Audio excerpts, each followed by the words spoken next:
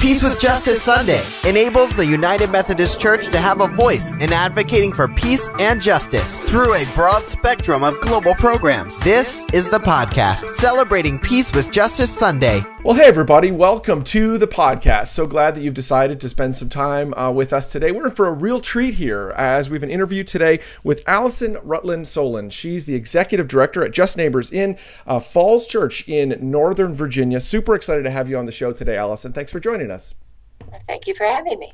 I wonder if we could start with you telling us just about, a bit of the history, the flavor. Tell us about Just Neighbors. Just Neighbors is a ministry of the Arlington District of the Virginia Conference here. And we provide immigration legal services to low-income immigrants, folks of all faiths, all nationalities. And we grew out of an ESL program at a local church because there were students who had problems. I remember one, he'd applied for a driver's license, and in those days, he could without papers.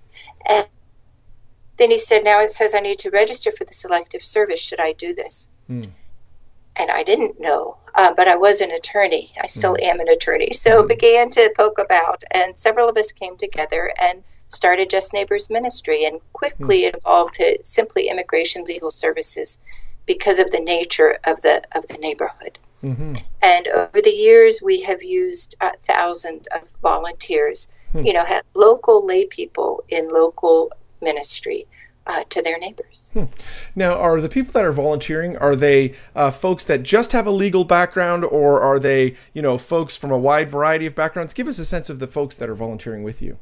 It's a wide variety of backgrounds. In any one time, it's about maybe a third that are attorneys. And then the rest, the 2/3, may be interpreting for us because we use languages from around the world. We've had clients from 127 countries, so we really need various languages. Yes, that's been fun. That's incredible. Wow. Yeah, people in this area tend to think it's Spanish, but we've got a lot. In fact, one of our largest populations now is Egyptian because of the persecution of the Coptic Christians. So we use volunteer translators. We have paralegals who are doing internships with their school program. We have folks retired who come and help answer phones and file and photocopy, just a wide range of volunteers. That's very cool. Now, give us a sense of maybe some of the, I'm obviously everyone's interaction with the, immigration system is a little different and unique, but are there kind of patterns that you're seeing as you're interacting with the folks that you help?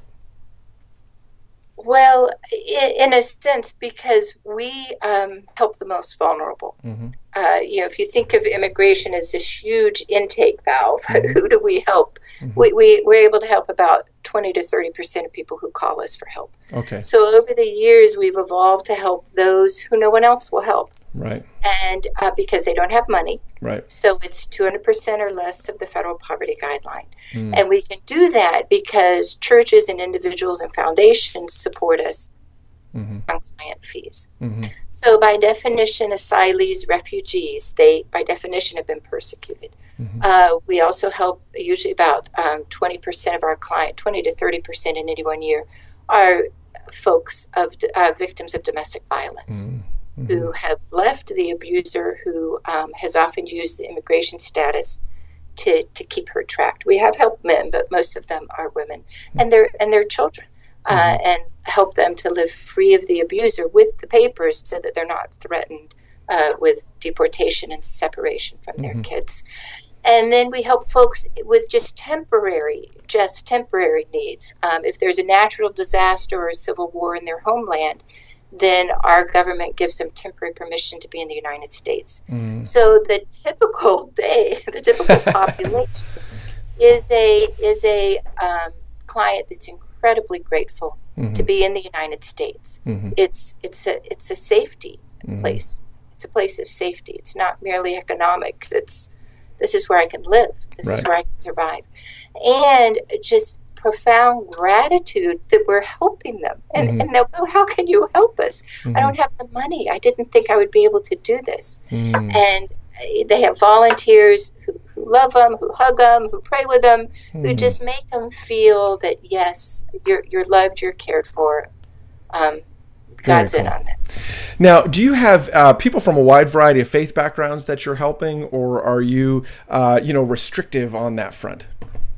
We have a wide variety. We don't ask what their faith is. We know we have Muslims from Pakistan, Afghanistan. We know we have Christians, the Coptic Egyptians I mentioned, and we have Christians out of Pakistan and Afghanistan as religious asylees. So it's a wide range. Very cool. Well, it's so good to hear lawyers doing well.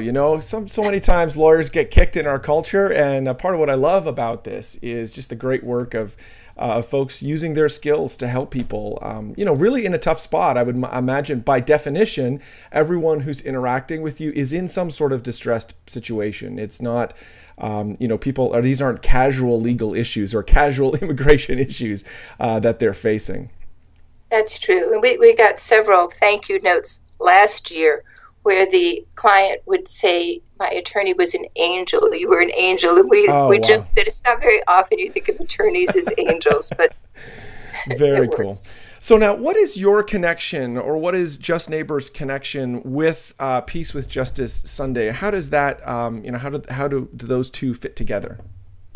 Well, Peace with Justice provides funding to various agencies that deal with justice issues, and Just Neighbors is one of them. We began in 1996, and Peace with Justice was an early funder for us. So for several years, when we were just beginning to survive, it provided important funding for us. We fund our staff. We have staff attorneys and a volunteer coordinator who then provide the expertise to mentor our volunteers, but we don't operate solely on volunteer work. Right. And then most recently, Peace with Justice has provided funds for us to help with kids, with youth and young adults. President Obama had instituted a DACA, Deferred Action for Childhood Arrival. So if the youth or young adult got here at a young enough age and is in high school or graduated from high school, some other requirements, we can help them. And we call it New Hope Project. We were overwhelmed, and we set aside our other cases to deal with the kids. But then we had to go back. We have grants that require us to do certain types of cases. Right. And a foundation, Meyer Foundation, and Peace with Justice helped us to hire a new attorney part-time to deal exclusively with adults. And then over time, we just managed to make that a full-time position. But it was instrumental in helping us expand to address this emerging need. One of the great things about supporting, all the special days, but this special day in particular, of the United Methodist movement is, we're getting an opportunity to stand side by side with folks like Allison who are doing incredible work. And by supporting a day like this, it's really just a great, opportunity for our churches to get engaged. If you were speaking to a church leader today who is maybe sitting on the fence or like, gosh, these special days seem to come up all the time. There seems to be an opportunity at every turn. And they're hesitant about getting engaged. What would you say to them? Get engaged. Our funders, our grant structure of funding wants us to show that our board members donate and support the work of Just Neighbors. And it's the equivalent in the church position. The United Methodist Church has a wonderful mission project, social justice, outreach issues, and service projects. And the broad church, the general church, needs to show that it's supporting them, that it's not just folks out, on a lark. Yes, they get local church support. Yes, they get support from individual United Methodists, but the imprimatur of the general church is critical to the vitality of these organizations. Very cool. Well, Allison, I appreciate your time today. I know you're busy. Is there anything else you'd like to share with us as we close down today?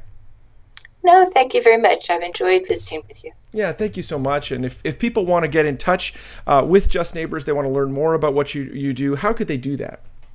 Well, we have a wonderful website, www.justneighbors.org. Great. Thank you. Have a wonderful day. Thanks, you too. Peace with Justice Sunday enables the United Methodist Church to have a voice in advocating for peace and justice through a broad spectrum of global programs. This is the podcast celebrating Peace with Justice Sunday.